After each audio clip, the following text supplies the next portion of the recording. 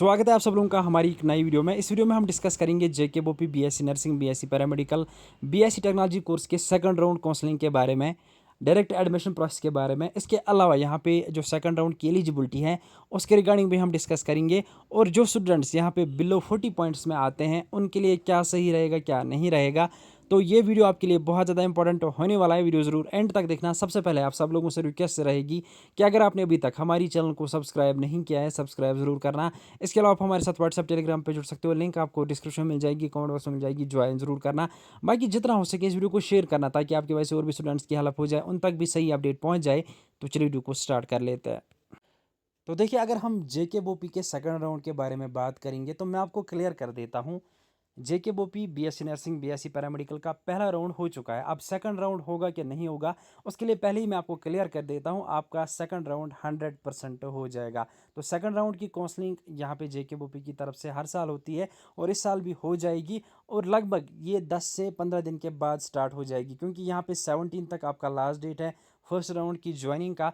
वो होने के बाद एक सीट मैट्रिक्स आएगा जो कि आपको जेकेबोपी की वेबसाइट पे देखने को मिल जाएगा। जितनी भी सीट्स वैकेंट रही होंगी, जितने भी स्टूडेंट्स ने ज्वाइन नहीं किया होगा, वो सारी सीट मैट्रिक्स आपको उस सीट मैट्रिक्स में देखने को मिल जाएंगी और आपका सेकंड राउंड का शेड्यूल आ जाएगा। अब यहाँ पे फर्स्ट वीक ऑफ अगस्त से पहले ही आपका जो शेड्यूल है वो आ जाएगा। 25 जुलाई के बाद आप शेड्यूल देख पाओगे, तो ऑब्वियसली वो आपको तब पता चल जाएगा। फिलहाल कोई भी अपडेट नहीं आएगा अब BSc nursing, BSc paramedical, BSc technology course के लिए।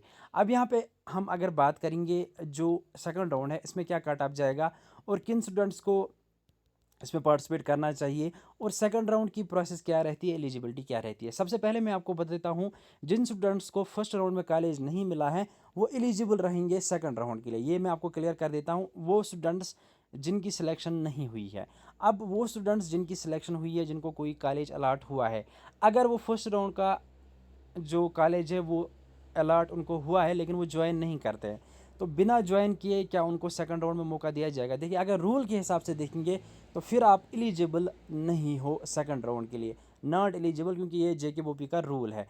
अब क्या होता है कि बहुत सारे केस में फिर एलिजिबल कर दिया जाता है, जेकेबोपी की तरफ से आपको रिलैक्सेशन दी जाती है उसके रिगार्डिंग, और आपको फिर एलिजिबल रखा जाता है। अगर आप फर्स्ट राउंड का कॉलेज ज्वाइन नहीं करते हो, आपको कुछ रीज़न बोलना पड़ता है जिसकी वजह से फिर आपको सेकंड राउंड में जो कॉलेज दिया जाता है आपको उसके लिए एलिजिबल रखा जाता है।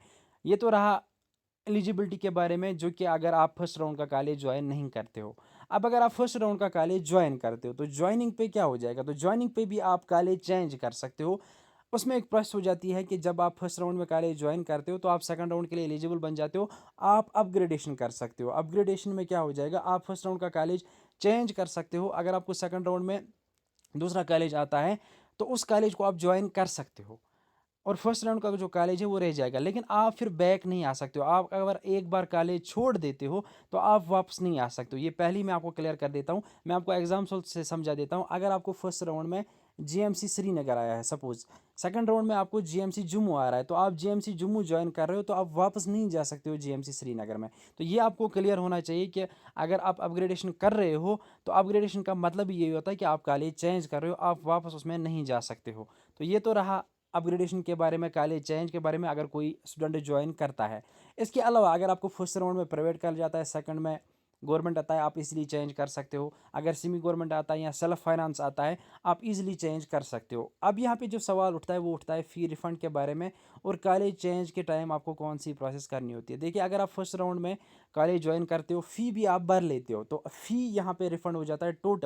टोटल फ़ी आपका रिफंड हो जाता है। कुछ उसमें फार्म चार्ज वगैरह कट जाते हैं, लेकिन ओवरऑल सारा फ़ी रिफंड हो जाता है और आपको डॉक्यूमेंट्स भी वापस दिए जाते हैं। आप सेकंड राउंड में अगर आपको दूसरा कॉलेज मिल जाता है तो उसमें आप ज्वाइन कर सकते हो। ये तो रहा फ़ी के रिगार्डिंग, प्रोसेस के रिगार्डिंग। अब यहाँ पे अगर हम बात करेंगे बिलो 40 पॉइंट्स, जितने भी स्टूडेंट्स यहाँ पे बिलो 40 पॉइंट्स में आते हैं उनको क्या करना चाहिए, तो इनके लिए बेस्ट ऑप्शन मेरे हिसाब से यही रहेगा कि यहाँ पे प्राइवेट कॉलेज आएगा, कोई गवर्नमेंट कॉलेज नहीं आने वाला। और सेकंड राउंड में भी कम चांस है, बहुत कम चांस है, मतलब लो चांसेस ही आप मान सकते हो, लो चांसेस आपको हैं कि आपको कॉलेज मिल जाए। तो बेस्ट ऑप्शन आपके लिए क्या रहेगा, अगर आपको पैरामेडिकल में एडमिशन करना है तो आप हमारे साथ एक बार ज़रूर कॉन्टैक्ट करना, 7006723296 व्हाट्सएप पे करना।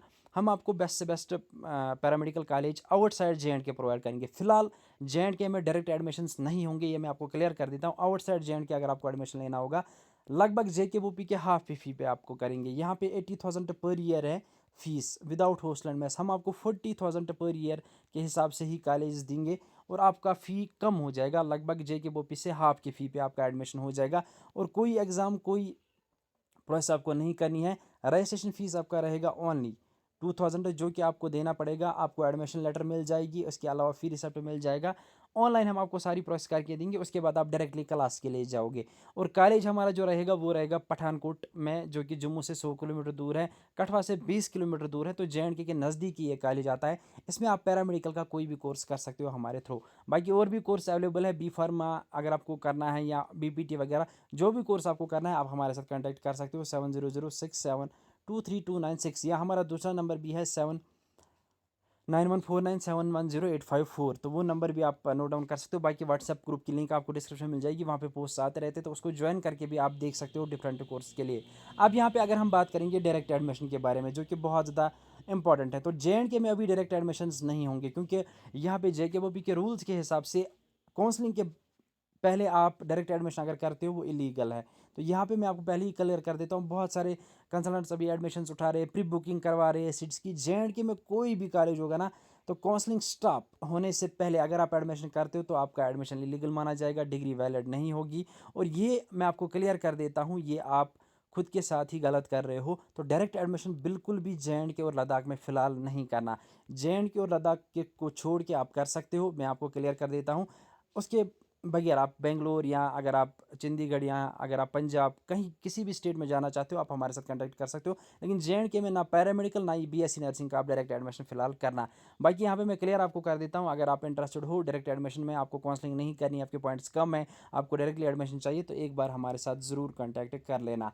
इस वीडियो में इतना ही था, मिलते हैं किसी अगले वीडियो में किसी और अपडेट के साथ, तब तक के लिए अल्लाह हाफिज़।